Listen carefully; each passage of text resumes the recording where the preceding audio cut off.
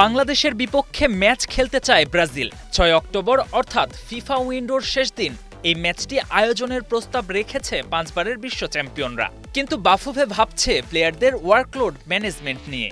FIFA থেকেও আসতে পারে বাধা, এমনই সব খবরে ছেয়ে গেছে দেশের ক্রীড়াঙ্গন। রোববার ঢাকায় আসে ব্রাজিলের ৫ সদস্যের প্রতিনিধি দল। জাতীয় স্টেডিয়াম ও কিংস অ্যারেনা পরিদর্শনের পাশাপাশি বাফুফে সভাপতি তাবিথ আওয়ালের সঙ্গেও সৌজন্য সাক্ষাৎ করেন তারা। সূত্রের খবর, ৬ অক্টোবর বাংলাদেশের বিপক্ষে প্রীতি ম্যাচ খেলতে আগ্রহী ব্রাজিল, তবে এ বিষয়ে এখনো আনুষ্ঠানিক ঘোষণা দেয়নি কোনো পক্ষ। তবে ম্যাচ আয়োজনের পথে রয়েছে বড় জটিলতা। ২৪ সেপ্টেম্বর থেকে ৪ অক্টোবর ইন্দোনেশিয়ায় ফিফা আসিয়ান কাপে খেলবে বাংলাদেশ। টুর্নামেন্টে অন্তত ৪টি ম্যাচ খেলতে হবে হামজাদের।